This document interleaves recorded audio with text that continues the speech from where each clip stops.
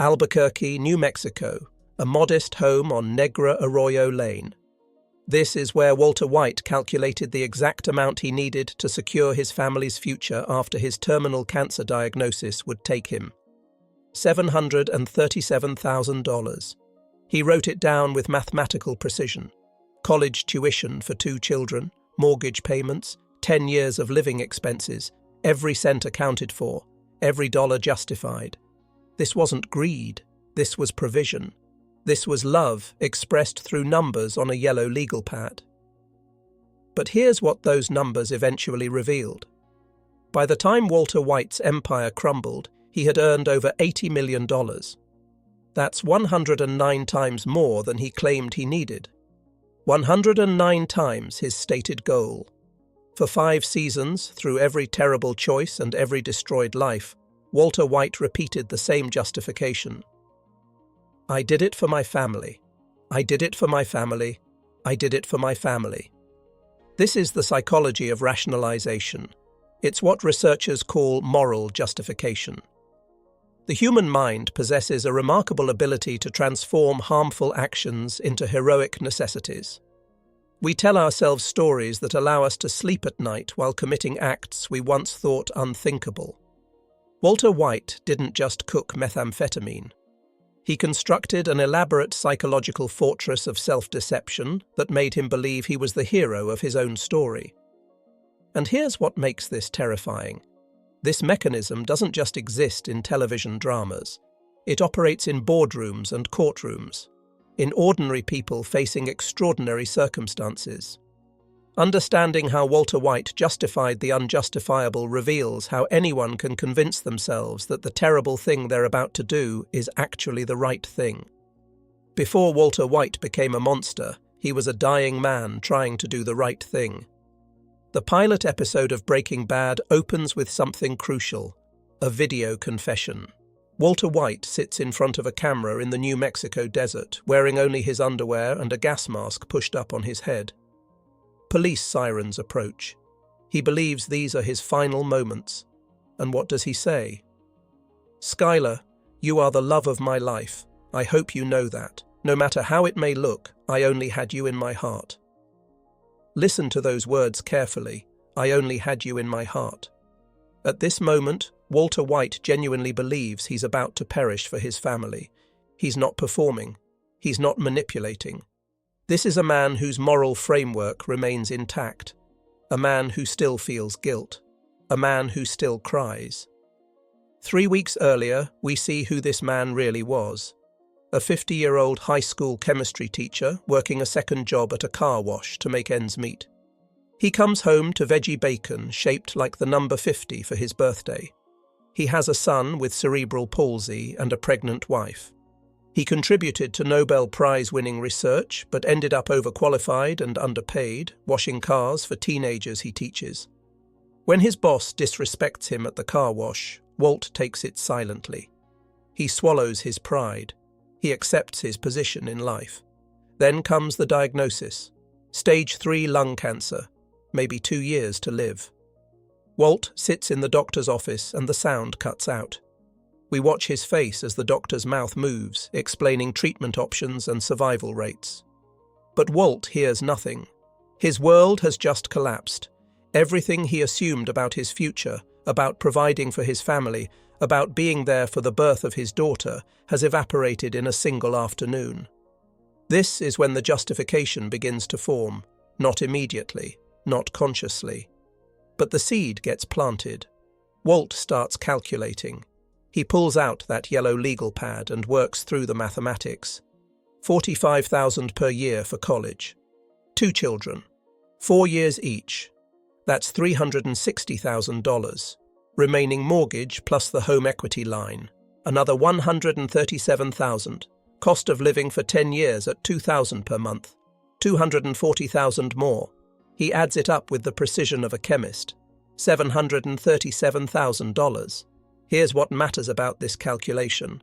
It's genuine.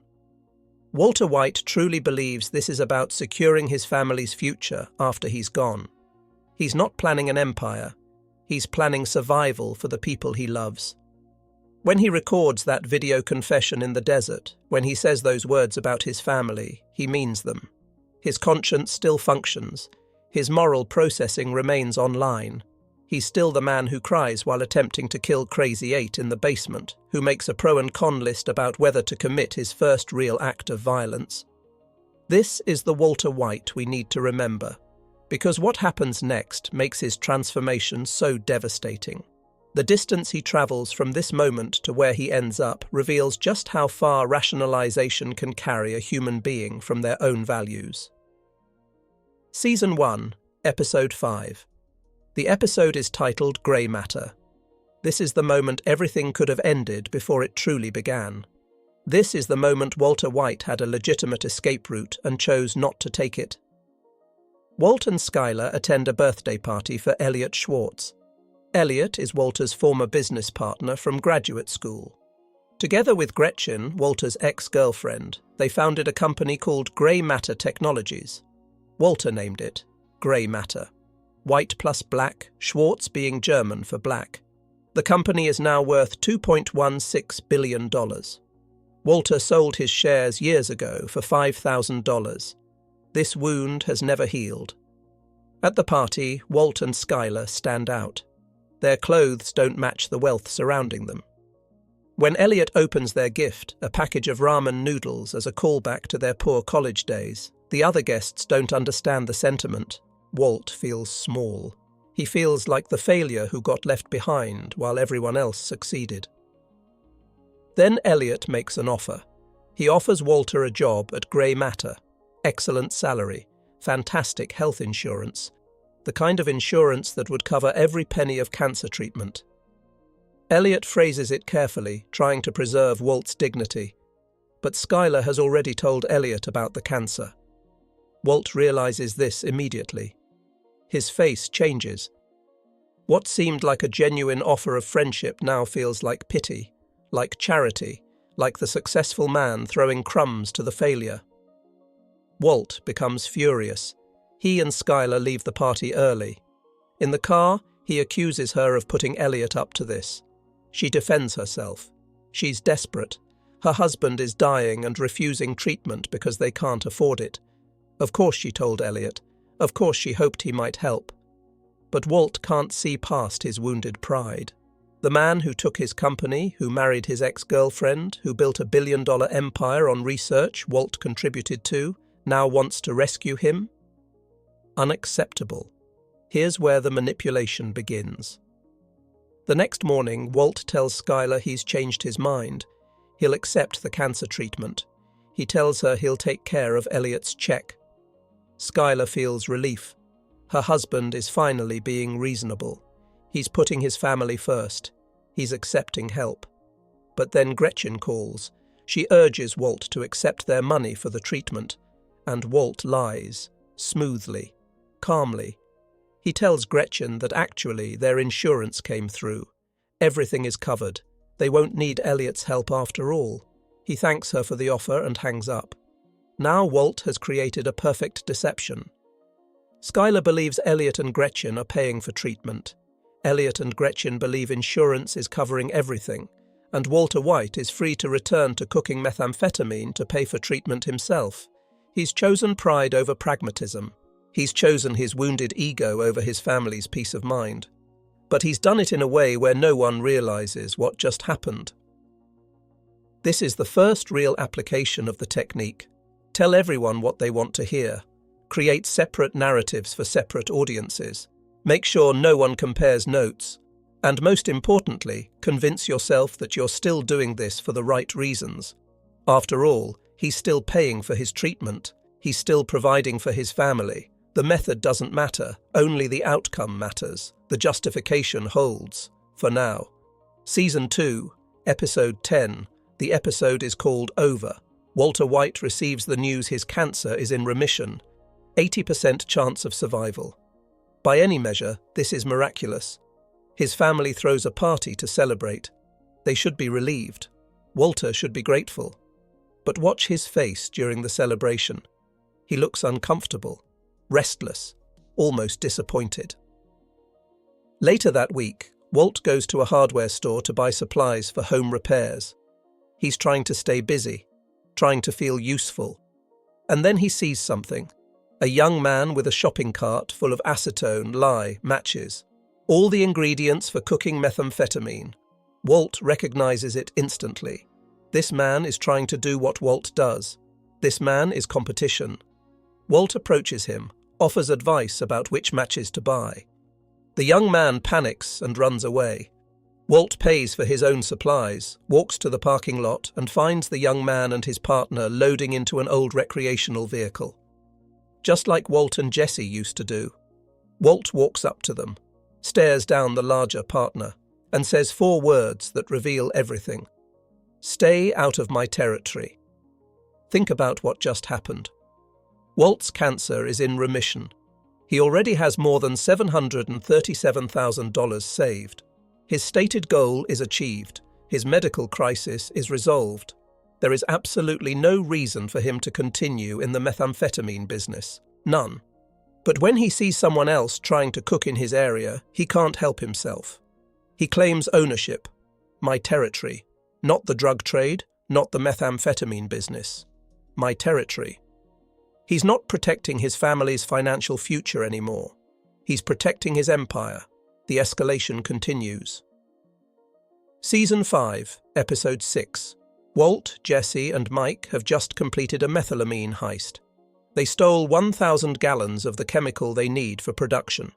A rival dealer named Declan offers them $5 million each to walk away. $5 million. Jesse wants to take the deal. He's exhausted. He's seen too much violence. $5 million is more than he ever dreamed of having. Mike agrees. They can all walk away rich and alive. But Walt refuses. Jesse can't understand it. He reminds Walt of the original goal. When you started this thing, did you ever dream of having $5 million? I know for a fact you didn't. I know for a fact all you needed was $737,000 because you worked it all out, mathematically. Walt's response reveals the truth he's been hiding from himself. Jesse, you asked me if I was in the meth business or the money business. Neither. I'm in the empire business. The empire business, not providing for his family, not securing their future, building an empire. Walt then explains his obsession with grey matter. He checks their stock price every week. Every single week he looks up how much the company is worth. $2.16 billion. He sold his share for $5,000. He sold his children's birthright for a few months' rent. That wound never healed. That rage never subsided. And now he has a chance to build something that's entirely his. Something no one can take from him. Something that proves he's not a failure. Season 5, Episode 14, Ozymandias. Many consider this the greatest episode in television history. It's certainly the most devastating. This is where Walter White's justification doesn't just crack, it shatters completely. Walt has buried his $80 million in 7 barrels in the desert near Tohajili. His brother-in-law Hank has finally figured out that Walt is Heisenberg.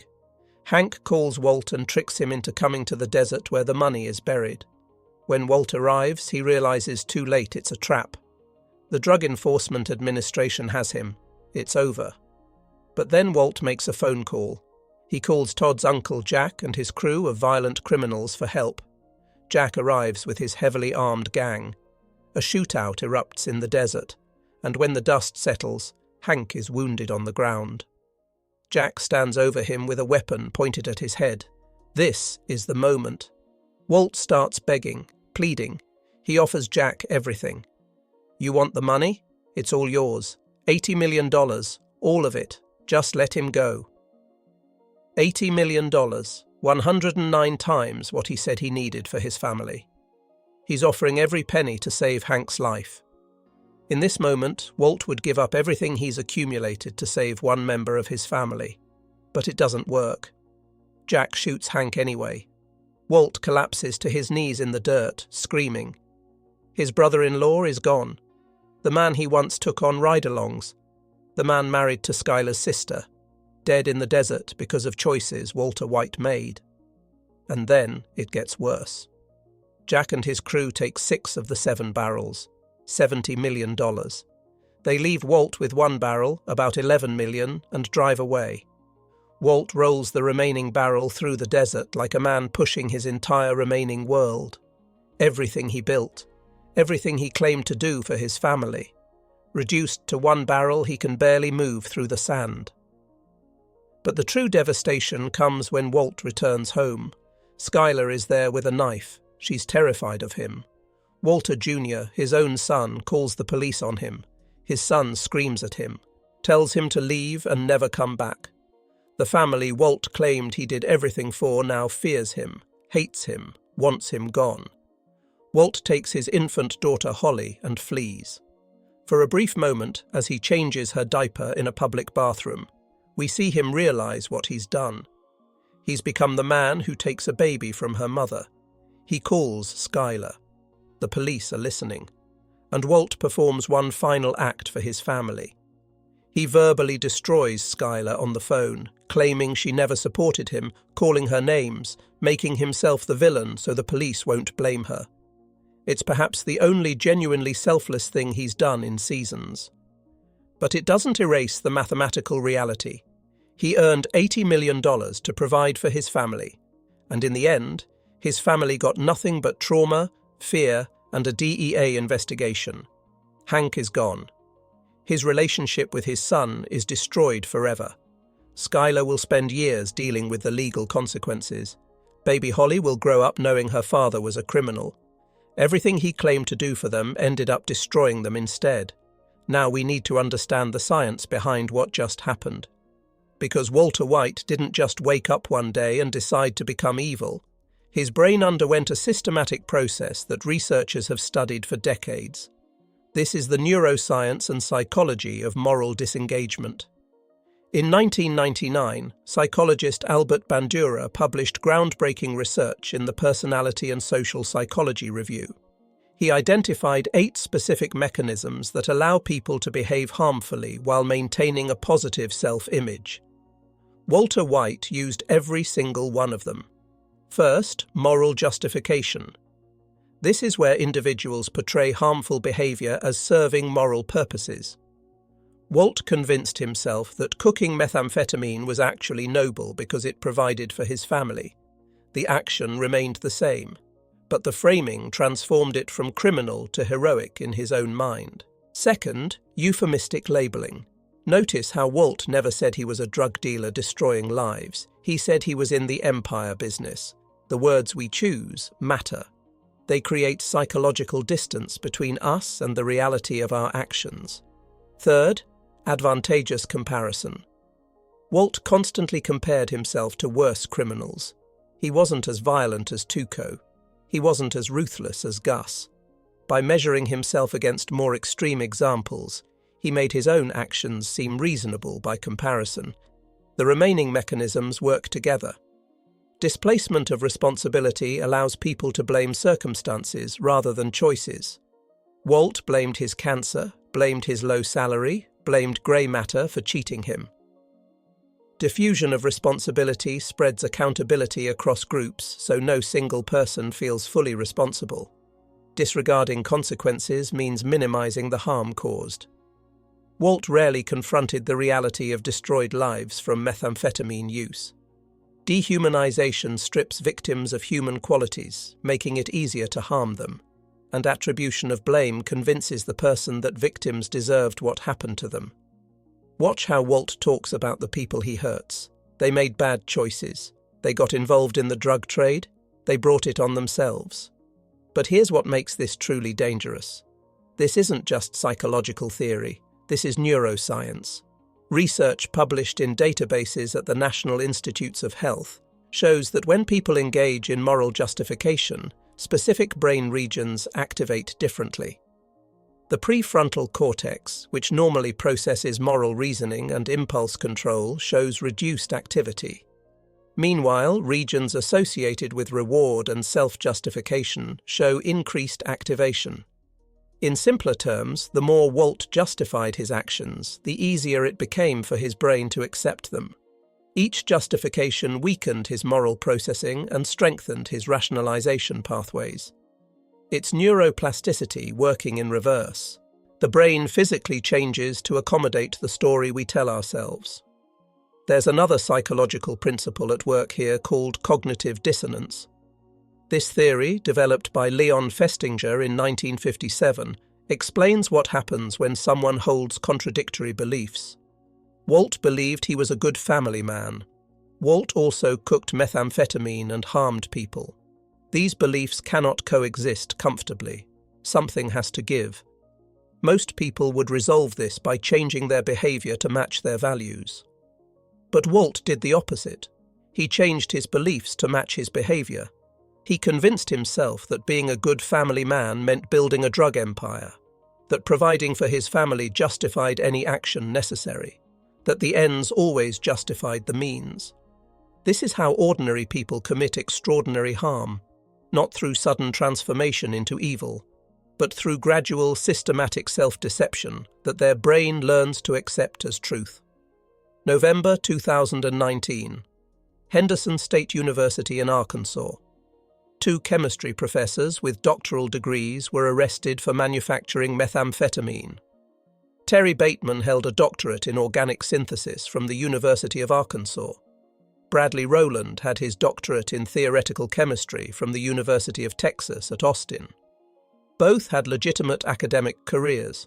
Both had families. Both understood exactly what Walter White understood. That chemistry knowledge could be weaponized for profit.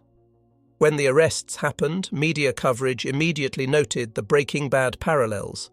The science building had to close after elevated levels of benzyl chloride, a methamphetamine precursor, were detected. These weren't fictional characters. These were real professionals who made the same calculations Walt made, who used the same justifications Walt used, who probably told themselves they had good reasons for what they were doing. The Drug Enforcement Administration confirms that high-purity methamphetamine, anything above 98% pure, almost always indicates manufacturing by trained chemists. Mexican cartels employ professional chemists for their super labs. The science is real. The transformation is real. Walter White's journey from educator to manufacturer has documented precedents in reality. But here's what Vince Gilligan, the creator of Breaking Bad, said years after the series ended. At the Writers Guild Awards, he stated that after enough time passes, the spell wears off. He said Walt was really sanctimonious, really full of himself, had an ego the size of California. Gilligan himself came to view his own protagonist differently. The man he created to transform from Mr. Chips into Scarface became, in his own estimation, a cautionary tale about unchecked ego and toxic pride. The series finale gives us the only moment of genuine honesty Walter White ever achieved. When he finally admits to Skyler that he didn't do it for the family. He did it for himself. He liked it. He was good at it. And he felt alive. Those words name his actual needs. Competence, recognition, vitality. The feeling of being important for the first time in years. This matters beyond entertainment because these patterns appear everywhere. In corporate boardrooms where executives justify harmful decisions by claiming they're serving shareholders. In political offices where leaders rationalize destructive policies by insisting they're protecting citizens. In relationships where people convince themselves that controlling behavior is actually love. Understanding rationalization doesn't make us immune to it, but it gives us a framework for recognizing the warning signs. When we notice ourselves creating elaborate justifications for behavior that contradicts our stated values, that's the moment to pause. That's the moment to ask whether we're being honest about our motivations or whether we're constructing a story that lets us sleep at night. Walter White calculated he needed $737,000.